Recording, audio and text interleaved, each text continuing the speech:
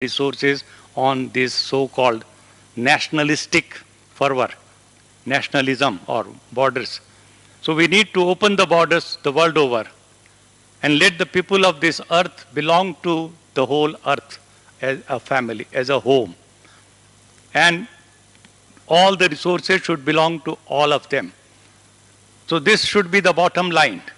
I have in my paper, which has been shared with you, I have posed 7 questions.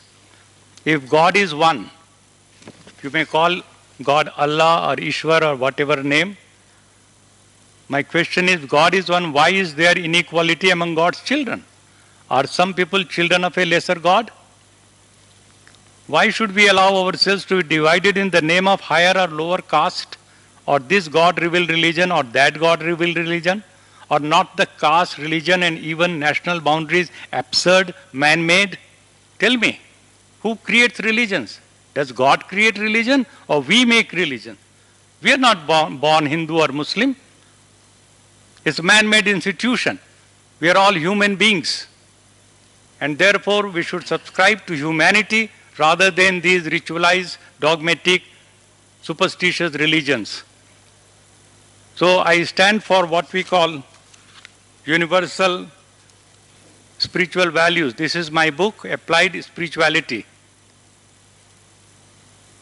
You can have it after this conference whenever, if you like. So I'm going to finish it, but here I'm saying, just 1 minute, how can we entertain, much less tolerate, inequality in the name of gender or sexual orientation? Is God man, not also woman? And why allow patriarchy to dictate our relations? Can we come up, Vice Chancellor, with one line statement that gender equality is non-negotiable? Whatever religion you want to follow, go ahead. But we will not allow any inequality, discrimination towards women anywhere. Lastly, second is it by God's intention that a child is born to poverty, another to riches? Or is it not because of our flawed exploitative economic policies? Why shouldn't all children be entitled to equal opportunities for health care and education? Now these are the institutional reforms, and I would call them revolutions, they are pending. Is God all pervasive? Should we not realize God's truth, love, compassion and urge for justice within ourselves individually and not be led by blind faith on any particular book or messenger or avatar?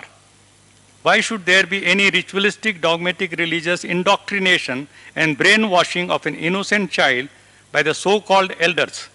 Why should a child be robbed of freedom of religion and the right to make informed choice rather than be arbitrarily bound with chains of religious servitude?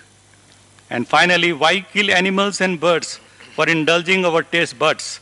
Why indulge in artificial, commercial, industrial breeding and slaughter of birds and animals? And did you know we are killing 1 billion birds, animals every day? We are killing, slaughtering them the most merciless way and eating them. We don't need all this meat and pork and whatever we consume. So, friends, I've tried to provoke a debate. I know that I'll be leaving soon after back to my place, but I would like to join with you for a larger purpose, and that is, let's transcend our narrow boundaries of religion and religiosity, etc. As human family, Vasudhaiva Kutumbakam, let us feel for those voiceless and defenseless and those who have been disadvantaged over centuries. Thank you very much.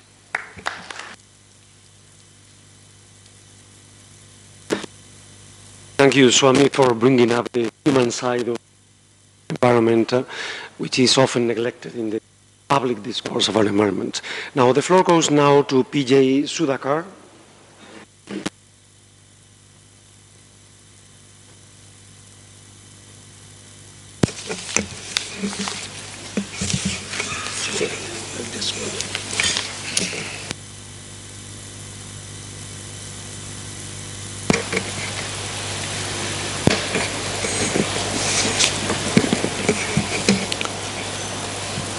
My gratitude and thanks to God Almighty for giving a wonderful opportunity among the galaxy of stars of wisdom, experience and knowledge.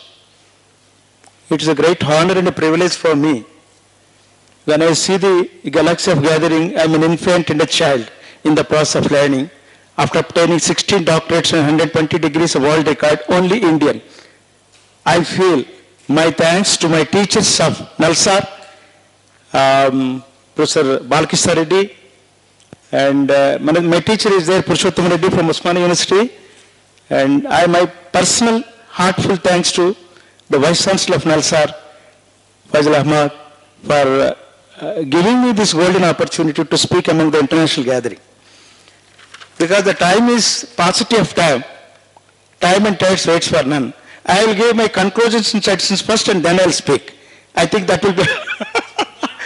Okay, then I will present very briefly. You see, this is a subject in my heart from since my childhood for the last half century.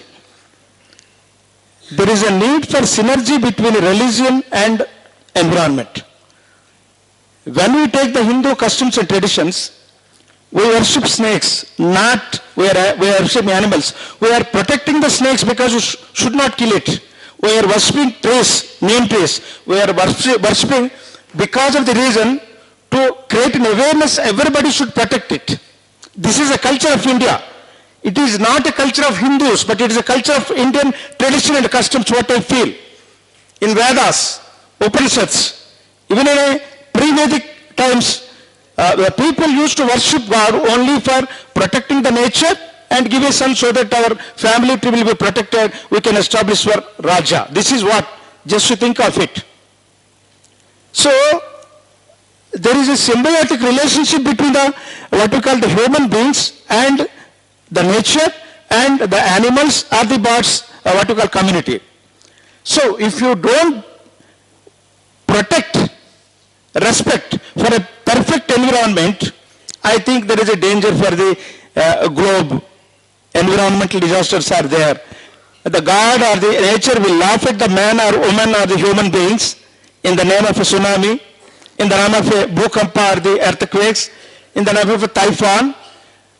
In this way, the God will express, he will laugh at the way irresponsibly, recklessly you are handling the nature and environment.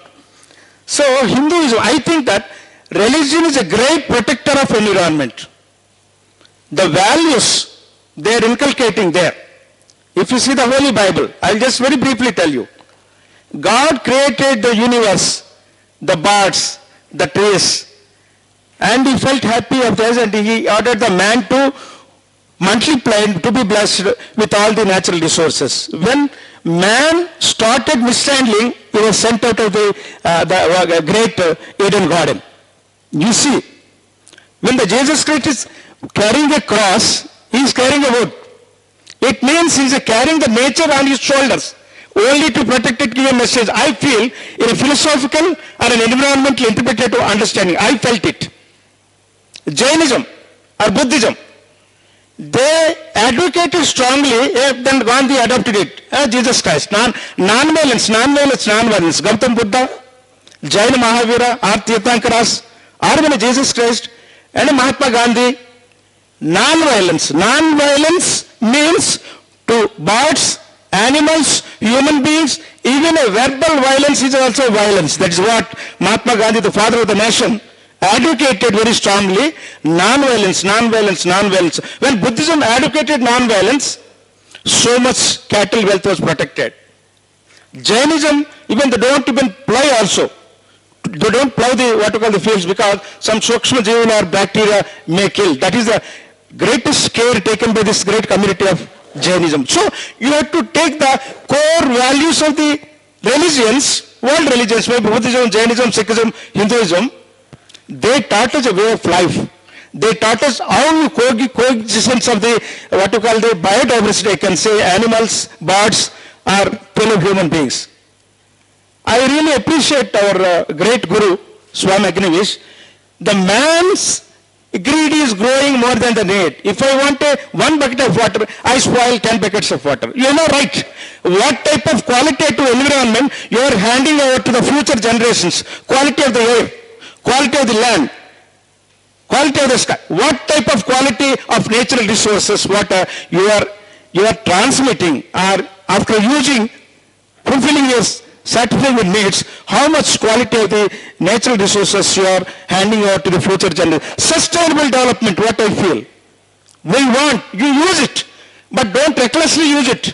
Don't irresponsibly use it. You use the, what you call the natural resources, even if you make it, Ganga is a holy land, holy river. We respect the river. The reason is, at least the people will not spoil. No water pollution. You see the Bhopal grass tragedy, 20,000 people died of methyl isocyanate gas because reckless handling of the safety measures, the factory of pesticides. Ultimately, we had a legislation. Till 1986, there is no legislation. Environment Protection Act was created. I want that there should be a political will, a government will, a social will, a cultural will, a religious will, collectively work for the protecting the environment, so that the religious values not only creating a faith of God, but also involve, it is your duty. It not only you are having a rights fundamental. Safe environment is a fundamental human right. Most of the land judges of the Supreme Court of India, they interpreted Article 21, right to life and liberty is also right to safe environment. We had legislations. We require what is the implementation process. Indians are great people on this earth planet to formulate policies, to make legislations. I am sorry to tell you, with the pain of what I am telling you, the lack of will in the implementation. This is a problematic situation. That can be rectified, I think. We are number one, I can say, in any aspect and all. We should be role models to the entire world. India is also signed the Kyoto Protocol. We had a global warming, climate change, accidents. Why? Man-made disasters. Or woman-made disasters, or human beings-made disasters. Can't we avoid it? Natural disasters. Natural disasters also part of the reckless handling of the... When a river flow is there, you are obstructing by constructing something, you are spoiling it and all. So, friends, all the religions, they preach non-violence. All the religions, they preach love your neighbor, love yourself, love God, also love nature. Otherwise, your survival is questionable. You should be a good Samaritan by loving the nature. Don't harm. Doing good is a great patriotism. Not doing bad is also great patriotism. What I feel, my friends. So, there are several things I want to tell you, but the paucity of time. Human rights. Protect the human rights. Environmental is a human right. Health is a human right. Our judicial experts, legal remedies, they interpret it in such a way, respect the human rights, protect the human rights. Safe environment is also a great human right. Compassionate sacrifice. You see a tree, it absorbs the sun rays, temperature, it gives the shade.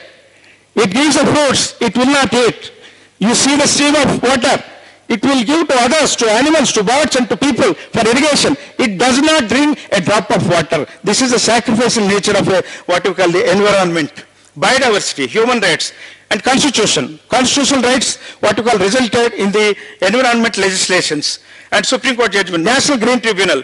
And media's role, what I mean to say, media should create that much awareness. There is a need of synergy between the religion and environment, which ultimately make the human race a happy living on this and a lovable living on this earth planet. So this synergy, I want to what to call the advocate, I want to propagate, I want to what to call create an awareness about this. I think the academicians, the legal remuneraries, or the legal fraternity, or the academic fraternity should inculcate the environmental values right from the childhood of the people, or right from the school, right from the college, right from the university, so that the citizen, a good citizen, behave properly, so that his country, his society, is the world. Vastaika Kutumbam will be the happiest one. That's all, Your Honor. Thank you.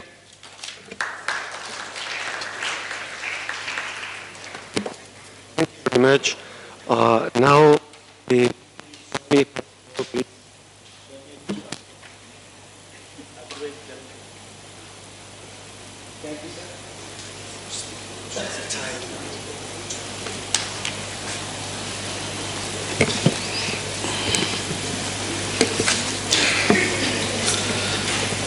Good afternoon, dear friends.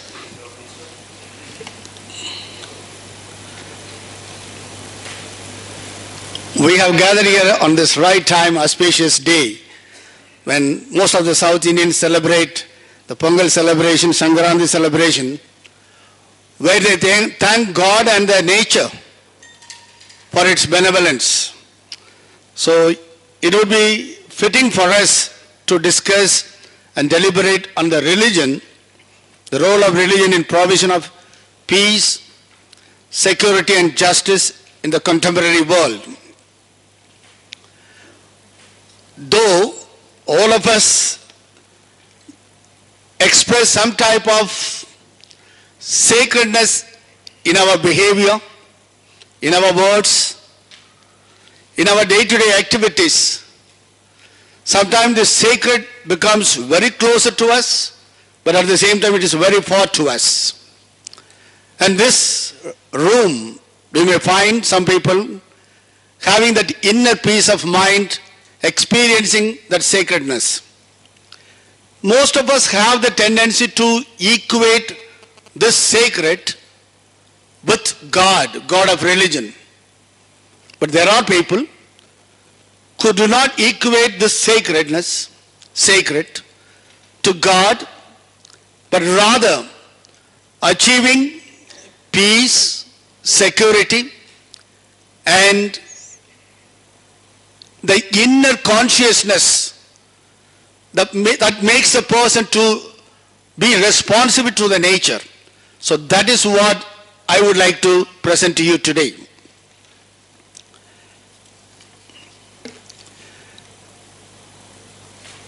Religion as such, I do not want to go back in the history, though it comes from the Latin word religiare. Both in the Western concept and Indian concept, the understanding of the religion is only to bring harmony. Whether it's a Sanskrit, in all other languages, it always speaks about this unity and bringing oneness. But there are people who speak about religion of prosperity and wealth, people who speak about terrorism, and in that context it's better we understand how does the religion play the role of bringing peace, justice and security. Way back in the civilization Mesopotamia, though we have certain records that religion was developed those years it was understood in the beginning, there was a healthy relationship between God, nature and humanity. That became somehow disturbed, and that is a problem that we face today.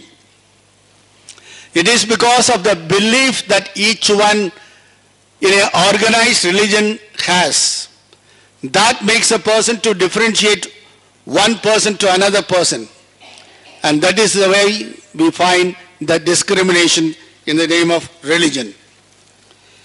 But there are people who speak about violence, hatred one side. These people become the right-wing people. At the same time, Swami, like one who initiated Agnivas, he spoke about peace and harmony. Always work for the inner strength of the people so that everyone becomes inclusive in the society because we are all God's children. Broadly, I can speak about the four groups in the religion: Judaism, Christianity, Islam and Sikhism. There is a tendency to accept they are all religion of books because they have professed books, or sometimes we call these religions are the outcome of the God's revelation. At the same time, Hinduism, Buddhism, Jainism can be said to be the religions of cultural ethos or way of life. But people are exponent in natural religions. Also people like capitalism and nationalism. So religion, when we say, nobody can define definitely that it is meant only within this definition.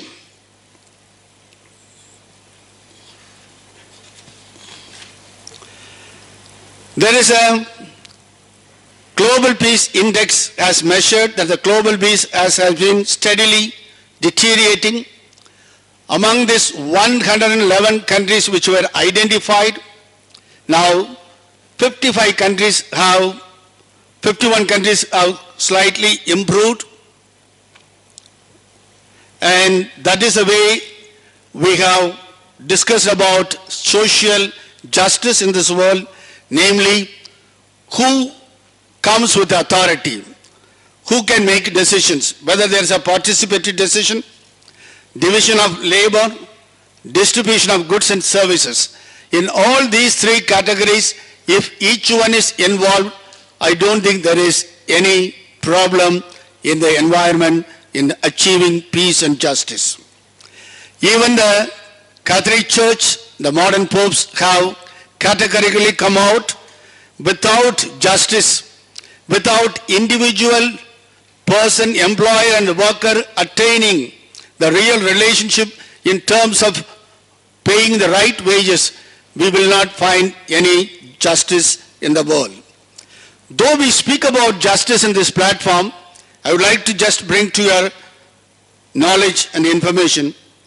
Within the decade of 97 to 2008, India alone lost 182,936 farmers committed suicide. But this is a day we are honoring them because they are able to produce a lot of harvest for us. But there are millionaires, billionaires, they have gone in number. Which group we are glorifying?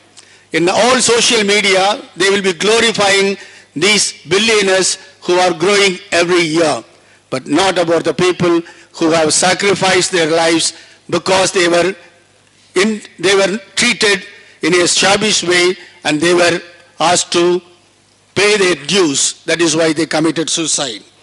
And security comes. Religion is supposed to give us inner peace and security, but that is what we are trying. But there are people who have not understood the religious concept properly. They become fundamentalist and they are not able to present what the religion is meant for. And this natural resources in the globalized world, whether we have an equal access, that is a starting point of all this conflict in this world. So the need of the hour is a radical outlook about the society in the terms of equality, fraternity and equal access. Mother Teresa of Calcutta has given a beautiful example in this world. If you begin to love your neighbor as you were taught in your religion, for that matter all religion speaks about that neighbor also, the others also should be equally treated. If we take that example, naturally we can create a compelling models like Mahatma Gandhi, Ambedkar, who stood for non-violence, and Ambedkar was able to understand the gravity of the problem of how people, Dalits were discriminated, and he came out with a proper constitution for us. So my dear friends, the leaders who are here, if we can understand the role of religion, religious practices within ourselves first, introspection goes within ourselves, then we can become true leaders rather than discussing these things in a seminar or a summit. But if we can bring out a lot of compelling models first, let us begin from us, from me, from you, and naturally in our own institution, then naturally it becomes a contagious disease to spread this peace, justice without discrimination to everybody. So this is what every religion is expected to do it. Finally, I would like to recommend that ending poverty, which our members, all of them have identified, that should be our first priority, imperative. At the same time, social evils can be eliminated from our society based on the scientific principles, and above all, once we have a real role model like Gandhi, Ambedkar and Mother Teresa, we are sure we will build a right society. And I would like to conclude this presentation with Pope Francis' quote, "We cannot have peace without development. We will not have peace without justice, and we cannot have peace without solidarity, and we cannot have peace without merciful love. So all our individual human beings, those who are here, if really want to work for world peace and the prosperity of the human society, let us be guided by humane values, truth and justice. Thank you.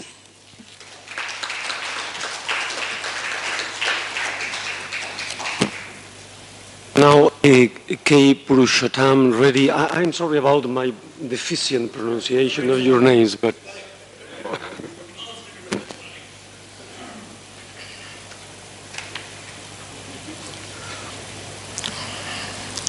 Respected Chairman, distinguished invitees and dear friends. At the outset, I am extremely grateful to my dear friend, Professor Faizan Mustafa, for having personally invited me for this wonderful conference. I just would like to confine myself with naturally also to the 10 minutes framework. Friends, as one who has been working on environmental issues, as an activist, questioning, opposing, sensitizing, motivating, like Swami Agnivesh, because a lot of people contributed in this country, right from the days of Anil Agarwal, Sundarlal Bahuguna, Chandi Prasad Bhatt, so many others, M.C. Mehta in the Supreme Court, so many wonderful judges of the Supreme Court gave extraordinary landmark judgments on trying to protect the people, right from Justice Krishna Iyer to Justice Kuldeep Singh. I think the Indian Supreme Court has done extremely well. When it comes to pronouncements, landmark judgments, I think they are world number one. But what they are lacking is they have yet to create a mechanism to ensure the compliance of their orders. They have yet to create, I repeat, because I am an activist, I know what's happening at the cutting edge of society. That's the problem. And I am sure in the days to come, our Supreme Court, which has always been responsive to the needs of the people, will create some kind of a mechanism to rectify or to ensure that its orders are complied with. Friends, the subject of environment, we need to be very clear. This is a conference of religion, and basically we are trying to understand whether religion will help in the realization of sustainable development goals or religion will be hindering it. That is the main issue. And what I see is that in spite of the fact that there has been a tremendous debate on this subject at the global level, right from the day the Silent Spring has been published, the next important book being, Limits to Growth, we need to understand that there is a global debate, which has engulfed the entire intelligentsia, and it is percolating down. After that, we come to the World Commission on Environment and Development report, which highlighted the 5 major problems the planet Earth is facing. Number 1, the depletion of the ozone layer, global warming, loss of biodiversity, spreading desertization, and lastly, the most dangerous thing, that is the nuclear threat. There are problems of development. There are problems, governments, the biggest challenge before the governments is to ensure that the essential needs of the poorest of the poor are met. But what is the obstacle? The biggest obstacle are the nearly 80,000 transnational corporates in the world. They are the biggest obstacle. They are like Bakasuras. They engulf everything. And there is no limit to their greed. Unfortunately, in this country, all political parties agree on the kind of development that has been launched in this country in the name of development. Liberalization, privatization, as wonderfully explained by Swamiji, I don't have to repeat it, but there is not a single political party in India which is committed to sustainable development goals. No. They have yet to take a stand on it. This debate has not even touched the periphery of the political parties. Friends, I suggest that let there be a World Congress of Religions once again. Swami Vivekananda addressed that wonderful conference in Chicago. I do not know if the legacy continues. And let all the religions, let them all come together and try to make a common cause. You know, that was the mechanism developed by UN. Common but differentiated responsibility. First of all, let everybody agree that there is a problem. No religion says that environment should not be protected. So let there be some understanding, and then we can develop an action plan. Sustainable development goals are the wisdom of humanity. You show me particularly the sustainable goal 16. What a wonderful goal it is. For want of time, I am not going into the details, but this one goal, sir, promote peaceful and inclusive societies for sustainable development, provide access to justice for all, and build effective, accountable, inclusive institutions at all levels. The time has come for every university, for every academician, for every educated person to come together, to learn to make a common cause. Let us not be confined to our individual religions. This is not the time to decide which religion is good or bad. We are nobody to decide. What is important is that there is a crisis and there is a need to make a common cause. The message from Nalsar should go loud and clear, and this should percolate to all the legal universities and colleges and the institutions of the country. Let there be a debate, and ultimately the best in us should compel us to agree and work on that. With these limited words, I thank once again for the wonderful opportunity given to me. Thank you very much.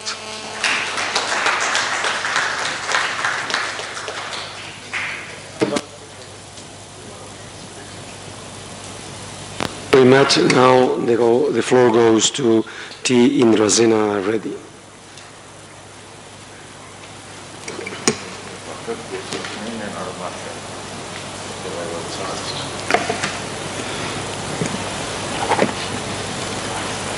First of all, thank you, Professor Mustafa and his team, and complete this international conference for allowing me to stand here and speak about this topic. And the chairman and my distinguished dignitaries on the dais and in front of the dais, and ladies and gentlemen. This topic is totally new for me, being a pharmaceutical scientist for about a couple of decades. And the environment itself is the big subject, and as you know well, that religion is another bigger than environment. I will try to finish as early as possible, before 10 minutes. If not, I'll stop it. First of all, when I started thinking about this topic, then do the religion is really affecting or polluting or encouraging the environment? I asked myself, and then if somebody is really believing the religion, that I don't think the religion is nothing but the people who are believing the religion. Then any religion for that matter will contribute for the pollution, and especially these days. So then I wanted to try to go systematically for a few things, and then I will try to put in front of you. If the people who believe the religion do not pollute the environment, then somebody who doesn't believe the religion will pollute the environment. So, for example, if you take the quote of extreme so-called rightist of the Swami Vivekananda and go to the extreme so-called leftist of the Marx, the both of them said a little bit with a difference of words, that those who are hungry in this world, that I can't teach anything, neither the communism or nor the communalism, they said. Then that means, then if the person who is hunger and suffering with hunger only will have a chance to struggle for his existence, in that process he will be able to pollute the nature. So the question is that, is this anything, for example, you take the Christianity or the Islam or the Hinduism or any other isms, for example, Buddhism and Jainism and etc. If I go through this, I came to know that none of them are feeling superior than the nature. So that means that they have a respect to the nature. Than those who have a respect in the nature, then they will be, there is no chance that they will pollute the nature. So whether the Hinduism they considered as the way of living or it is the ism, I don't go to the details at this stage because the seminar is not regarding about the religion specifically, details. So if that is not the case, then what is the chances of polluting the people who are not believing none of these religions? There is no chance of that one. But those who are believing the religion, but they are forced to do certain things for their own existence, what are the situations that created for them is? So I will go a little bit of the ancient days, that the people are living their own way, believing it can be a real the religion or virtuals, but they are living very nicely, peacefully in their ancient days. But what happened, that what disturbed them is that in those days there is no pollution or nothing like that. But when it is the Middle East or the European countries trying to migrate towards the East or the West, and they are trying to dominate their societies, and then trying to rule them, and then disturbing their egos, and there the situation came to that, the fighting between the struggling for their own existence has come into the picture. So then, where those people who are really believing the worshipping in the nature in all these religions, then, but they were forced to do that when they were having the rulers of different people and the controlling of those the eastern and western regions, by using the arms and their forces. Then the communalism and socialisms and other isms came into the picture. When these things came into the pictures, and their guns and the wars and all those came into the picture.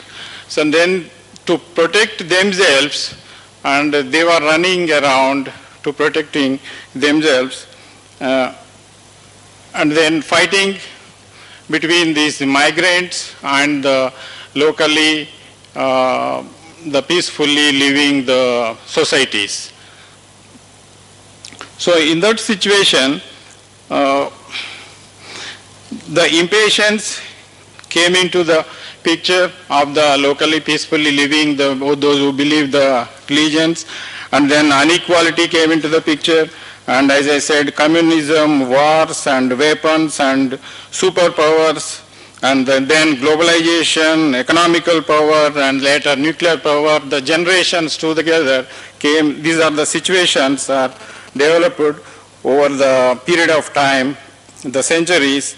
And then even later, the genetical modifications also came. See, these are all because of the people who are dominating other societies. Those who have the power and weapons and all, is controlling other societies, and they are trying to defend by themselves. While trying to defend themselves, and they are trying to survive from these dominations, and at the time of the hurting of their ego, and then the wars have come up. So ultimately, after the completion of the First and Second World War, the global societies are formed in such a way that the different countries, and they have their own constitutions, and then they're ruling based on their constitutions and all. So in that constitution, then there should be the rule of law, that according to constitutions they're going up, but these developed countries are already having enough pollution, and then they are trying to be, again, they came up based on the globalization issue. The globalization is nothing but driving a car with one wheel, a cycle wheel, and other is a tractor wheel kind of things. So where is Ethiopia and Eritrea, and where is America, Canada and England? So how do you globalize it? How can you, transmit their, I don't need to go through all these things. Within the 2 decades, a bunch of countries, European community was not sustained more than 2 decades. The England has came out. Then how can it is possible to have a globalization? So based on the globalization and the genetical modifications and all these things, to survive, and the people are adopting the different way of running after the money, and also struggling for the existence, and then the way they are mistaking and they are polluting the system in that process.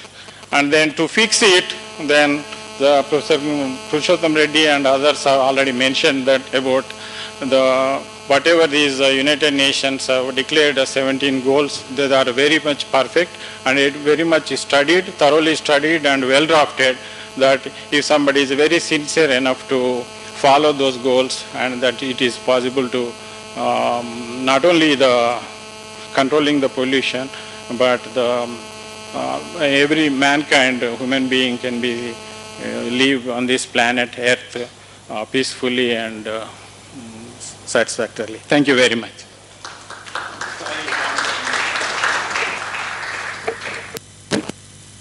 Finally, Tata Reddy has the floor.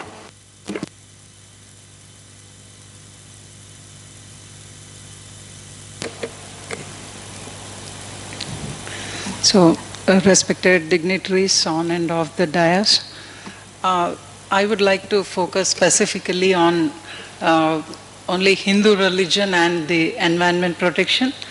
So, first I would like to give a brief introduction of for understanding the religion as such, and then I would like to look into whether the religion can actually help in environment protection. And then I would like to conclude by looking into whether religion help should be considered or taken for the environment protection as such. Now, there is the environment degradation world over is a matter of serious concern. It has reached it has attracted every discipline's response was required for the controlling the environment degradation, legal, political, economic, engineering, everybody made efforts for curtailing the environment degradation to the best of its ability. The efforts made by United Nations conferences, the CBD, United Nations Framework Convention on the Climate Change, the subsequent protocols, all that is well-established facts and no need for further discussion here. Now coming to the religious scholars and whether religion also should respond and should come forward for environment protection also was considered. And of course there are contradicting studies. Certain studies went to the extent of charging certain religions for the environment degradation. There are also studies which have made empirical studies to prove that religion and environment degradation has a very weak link. And there are also studies, empirical studies, which proved that religion can actually help in protecting the environment. So these contradicting studies evokes people to really ascertain each and every religion and see whether a particular religion can actually help in protecting or degrading the environment. Now, can Hindu religion help in environment protection? So to understand first Hindu religion, it is said that Hindu religion is a way of life. Of course, there are abundant criticisms for this statement. The reason for this statement, the justification is that this vast territory of India and its inhabitants were living in their own communities. There are language barrier and cultural barriers. So unifying them was a difficult task. Everybody had their own way of religion, practices and so on and so forth. It is believed that it was Adi Shankaracharya who unified all these under one name, that is the Hinduism. Now this, because we are living in different parts and following different practices and so on and so forth, we had multiple deities and different rituals and different practices. So it makes the religion very complex. So, and not only that we have multiple deities, each deity has multiple names. For example, Lord Shiva is prayed as Vishwanath in Kasi, that is Benares, and Ishwar in Rameshwaram, and Mallikarjun in Srishailam, so on and so forth. And within the state, this particular Telangana state alone, we have more than village goddesses who abundant with abundant names, Polam, Polerama, Maisamma, Uppalama, so on and so forth. However, in spite of all these multiple diversities that exist in the what we believe as our God and what the ritual we follow, so on and so forth, there are certain unifying factors which keep the religion intact. The unifying factor is believing that we have multiple deities is a unifying factor. Believing that there is God who has actually uttered certain verses which are called Vedas, which have to be followed by the people, is a unifying factor. The fact that there are expositions on Veda which differed extensively, and there are scholars who have written on these Vedas which are known as Smritis and further on Shrutis, and we have Upanishads, and not only that, we have a summary of Veda or cream of Veda which is called Bhagavad Gita, which is considered a sacred book, but unlike the religion which follows this book as a directive, it acts like a simple moral code for the Hindus. So this is the context in which this religion should be understood, so that we can understand whether this religion can actually help or cannot help in environment protection. Now, as I said, the Hindu religion says that everything is a creation of God. So from movable and immovable, from the existence of all the species and the mountains, rivers, oceans, everything is believed to be that of God's creation.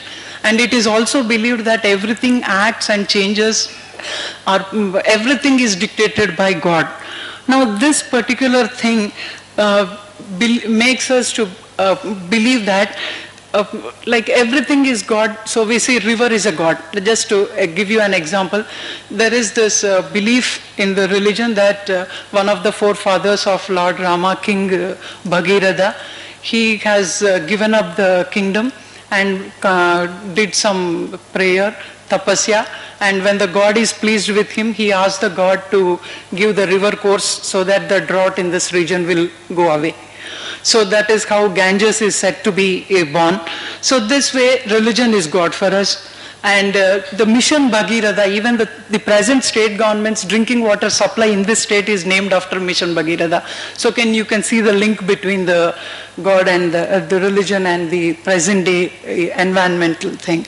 The other thing that we have is rain is also God for us. There is a belief that Goddess Lakshmi reincarnated as Goddess Goda, and through her garland of hymns she pleased the god Sri Ranganatha, who gave the rain and worldly benefits. The day when the goddess gave the worldly benefits is celebrated as Bogi yesterday, and the day when goddess unites with the god is the day that is Sankranti. So this is how the religion believes rain is God, and trees are also considered God for us.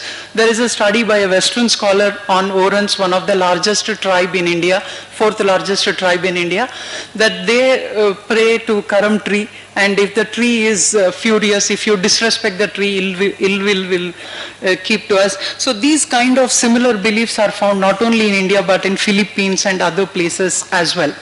And there are abundant studies. Now all this makes us to believe, and there are scholars who identified Hinduism as a pro-environment religion, so to say green religion, or it is considered because Hindus worship everything in nature as God, so they thought Hindu religion is very close to environment. But one should not jump to the conclusion that Hindu religion is definitely pro-environment, because there are a lot of rituals and practices which the religion today is practiced has a lot of environment degradation taking with it. We celebrate Ganesh Chaturthi as part of religious practice, but the amount of substantial, the color idols that we immerse is polluting water bodies. Ganga, which is considered a sacred river and which is prayed by Hindus, is highly polluted, and central government has spent enormous amount of money for cleaning up the Ganga under the name of Ganga Action Plan. So while we have religions which is supporting the environment, the religious practices, all of them are not definitely in tune with the environment. Now at this juncture, can we really bring in religious scholars to protect our environment, to keep it with the olden traditions of tenets and customs? But that becomes very difficult, because one, interfering with faith at any point of time might have a kind of backlash and very serious repercussions, tough to comprehend, and how the religious preachers will take it, to what extent, will be a very challenging thing. Second, lot of civilization and civilized thinking has kept religion aside. Everybody wants equality. Let's not talk about religion is the kind of trend that civilized people tend to showcase. So civilization and rational thinking also brings lot of difficulty, and the most important challenge for this is the diversity that exists in the religion challenges us to really implement it, because there are contradicting rituals, contradicting practices which cannot be, unifying them under one religious practice becomes a tough challenge. And should India embark, or the Hindu religion should actually come to the protection, let me conclude by saying, should we come to this? The challenges are, India is committed to be a secular state. Our preamble says that we are a secular state, and in India different religious people follow different religion and live cordially with each other. At this juncture, bringing religion into a kind of public life for environment protection will definitely have challenges, and the courts more or less are always protecting the religious faith but not the religious practice. There is a case from Bombay High Court which did not accept Ganesh Chaturthi to use loudspeakers. Celebrations should not go beyond noise levels. There is also a judgment from Kerala High Court which did not allow church to use the mics at a very higher levels, spoiling the noise, violating. Similar judgment also is found against a mosque which was playing azan early morning at a very high voice. So the courts always maintain that no religious practice should. So when religious practice comes in the way of public good or morality, generally the practice is not allowed to be that, though freedom of religion and faith and practice are actually protected by the thing. And now the social fabric of this country and the secular nature of this country is very important for us to keep in mind while we allow our religion to help in environment protection. So that becomes very, very challenging. People who can actually understand this very well and can take it, because at best, what can a religion tell for us to protect the environment? It can't give directives. It can only informally, through a moral code or an ethical code, it can come in, and how much of it can come. And once the civilized people started criticizing that it is an ethical code, but this is not religion, you are bringing environmentalism, then it will become like, your faith in the religion could also be challenged. And the religious preachers also might find it difficult to bring new. The reason is, as it is, the feeling is that religion is slightly fading in the sense of public life, and you try to bring in newer concepts into the religion, then religion as such might have a challenge to take. So these are the challenges with which we can say that, to bring in religion into the public life or for the environment protection might create. So I think I already exceeded the time, and I thank you for the hearing and for giving me this opportunity. Thank you.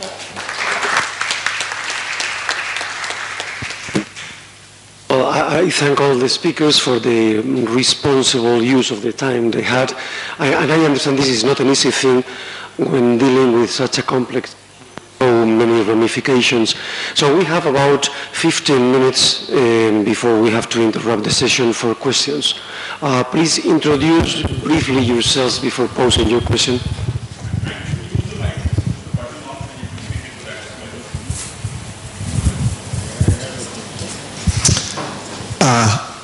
Thank you to the panel.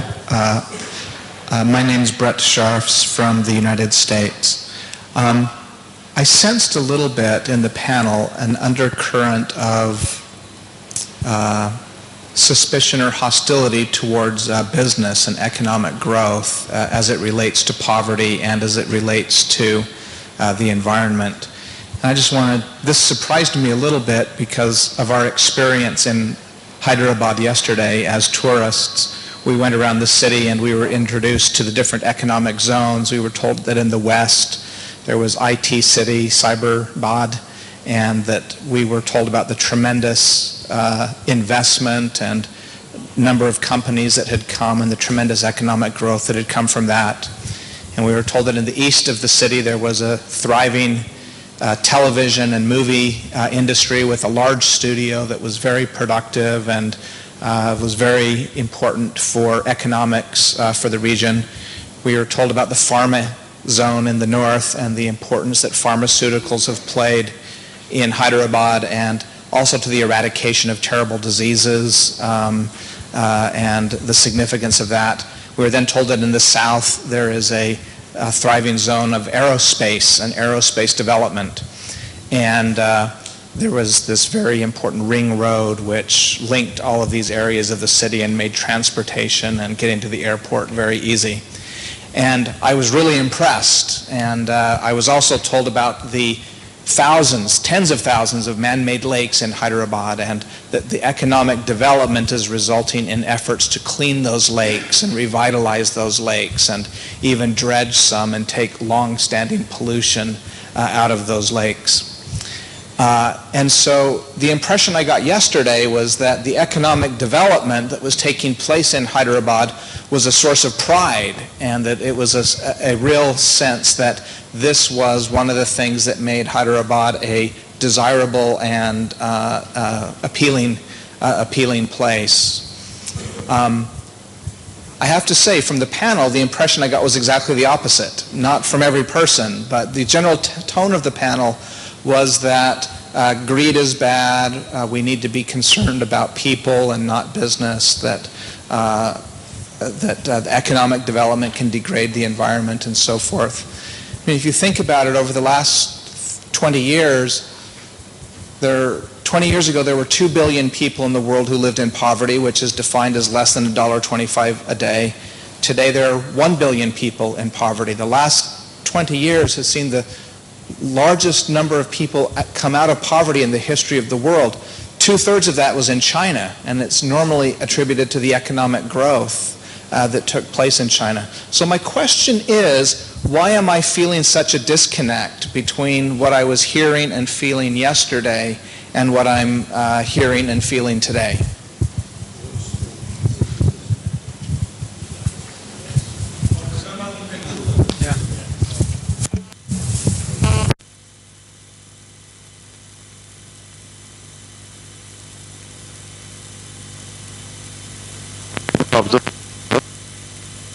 Comes to Hyderabad, because they are normally, visitors are shown, it's a guided tour, or they explain the kind of development within inverted commas, what's happening in the north, south, east and west of Hyderabad, the industrialization, all that is fine. But then at what cost? We have, Hyderabad is the pharma capital of India. We have the largest number of pharmaceutical companies, and they are the biggest polluters. The entire groundwater is contaminated, all the rivers are contaminated. We have all kinds of laws in this country, Prevention of Water Pollution Act of 1972, we have pollution control boards, we have Ministry of Environment, we have the High Court here. In spite of, as I pointed out, in spite of nearly 40 judgments that we personally got from the Supreme Court of India, where is the big compliance? And Hyderabad is not in isolation. You were praising about China, but China is worst. It is the biggest polluter, and the tragedy of China is people don't have freedom, they can't express. Here, if there is a problem, people will protest. We have political development here, we have freedom here. So, what is being projected as development is not development in the real sense. That development is not sustainable. Actually, we were talking about a city which is worth livable, worth habitable. This city was beautiful 60 years ago, believe me. The quality of life was wonderful. We had assured clean water in the taps of Hyderabad. The Nizam, provided 100% free water and absolutely clean. We never had a water bottle in this country. As a child, as one going to the school, we would simply jump out of our rickshaw and open the tap and drink water. And everybody was healthy, but today look at the morbidity profile of the city of Hyderabad. Cancers and tumors are common. This is not to belittle my city. This is what is happening in the third world, in the name of development. We are simply aping the West. It doesn't really, and as pointed out earlier, the corporates of the world are ruining the planet Earth. There should be a big debate. And CSR does not mean charity. Please, let us all be very clear. 2%, 3% is not the issue. The issue is that the corporates of the world shall conduct their activities in a socially responsible way. That is the main problem. And what is worse is, we have all religions, no doubt. But which religion has objected to the bombing of Hiroshima or Nagasaki? Which religion, as rightly pointed out by Madam, when the world's worst accident took place in Bhopal, which religion? It happened in India. Have the Hindu religion objected to it? So this is, we have to be very clear. I appeal to all the religions of the world to come together, learn to make a common cause for the cause of humanity, and this is the need of the hour. I might add a little. Thank you very much, Purushottamji. Please ask yourself a simple question. Where does India stand vis-a-vis the Human Development Report prepared by the UN? Are we number 1, 2, 3, 4, 5, 10, 20, 100? No. We are way below. 136. 136 from all these developmental indices, education, health, etc., etc. And why? You ask yourself a simple question, which is the country which has the largest number of people living below poverty line? India. Which is the country which boasts of non-violence the most? Where Buddhism, Jainism, which is the country where apostle of non-violence, Gandhi, is considered to be the father of nation. And then ask yourself a simple question, which is the country which buys the largest amount of ammunition and arms? India is the biggest purchaser. And we are fighting against Pakistan, and so is Pakistan buying from the same countries. We are all both subsidizing the US and Europe. We are poor and we are buying their arms to fight and kill each other. Now this is politics or what? So by and large we need to change all this paradigm. The paradigm can be changed if only we can think that we are all one family. And in the family, the youngest and the weakest child should get first. Did you know that 1% of the world population is controlling 80% of all the wealth? And did you know by this Oxford research team, 62 individuals are controlling the wealth of half the world? This is not my research. 62 individuals of the world. And Obama, day before yesterday, giving his farewell speech in Chicago, he said, economic inequality is growing. So we have to be very careful. Thank you. We have time for, I have two more.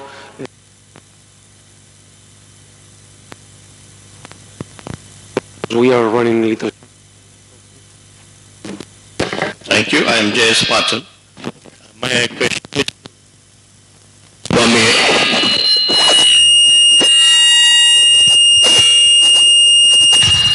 That's not a question, that's a comment. I'm sorry for that. You are advocating Earth Constitution and the religion of humanity. Every other religion, the last 2,500 years or so, has been advocating the very same thing. But in spite of that, we have these multiple religions coming up, and then we are facing this. Are you advocating for a religion which will also join the group, and then that kind of a debate of domination of one religion over this religion of humanity? Will not Buddha said that, and then that became a religion? Every other protagonist went about doing this kind of an exercise. Then we get ourselves bracketed into a brand of a religion, and then this religious conflict that builds up the kind of attention that has been built up in this world. Thank you. Well, religions, as I understand, have at the core of their value system some spiritual values, which are common, universal, like truth, love, compassion, justice, etc. Now these universal values constitute the God element, the God force. Gandhiji said, truth is God. Vedas say, ekam sat, that means truth is one. Vipra Bahuda Vadanti, people call it by different names. So for us, the energy of truth which is pervading the whole universe in every subatomic particle is God, a formless truth, a formless love, a formless compassion and formless justice. The urge for justice inside of every human heart is the inspiration of God, the Creator. Now if only we can assert and our voices in favor of justice for all, then only we are worshipping the true God. Otherwise, we end up worshipping false gods. When we divide gods in the name of religion, a Hindu God and a Muslim God, we also end up in creating a God for the rich and a God for the lesser mortals. Now, let us not get into this whole divisive religion and religiosity, ritualistic superstition and miracle mongering.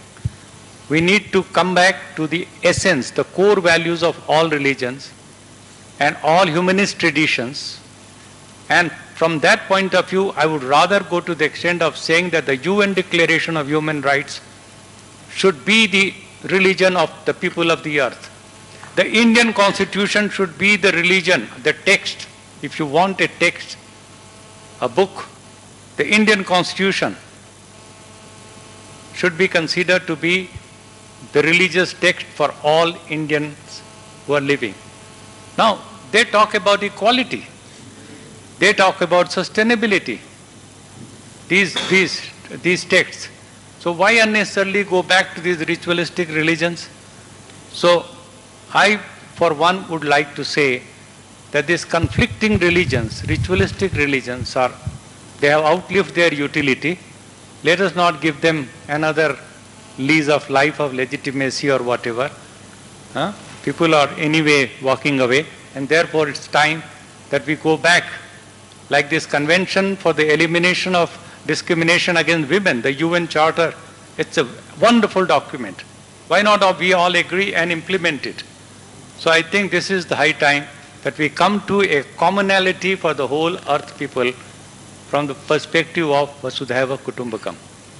I promise the third question, so that is 1 minute we are over. Thank you, Chair.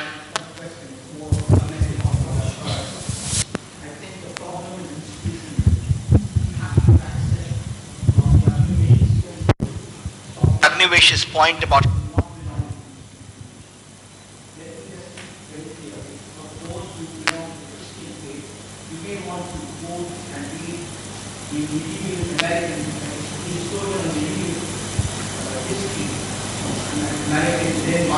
on religion and environment. It's a brilliant seminar of 1967 essay. We still can hold this down anywhere. But coming back to my own part of the world, the institutional religions in this part of the world have been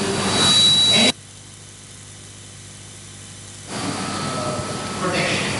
We had only recently so-called Ottomans who on the Yamuna floodplains on the outskirts of Delhi destroyed the floodplains in spite of an order of the National Green Tribunal that refused to pay the fine imposed by the National Green Tribunal. The country was told that it could actually go to jail for to intervene. I can only then that it off by another sect from Gujarat, which is very important for me today, destroyed the same floodplains by building a monstrosity monumental temple on the floodplains to flood over eastern Delhi and central Delhi. The next time the flood comes. Cost 2,000 million rupees. The last point I want to make is please do not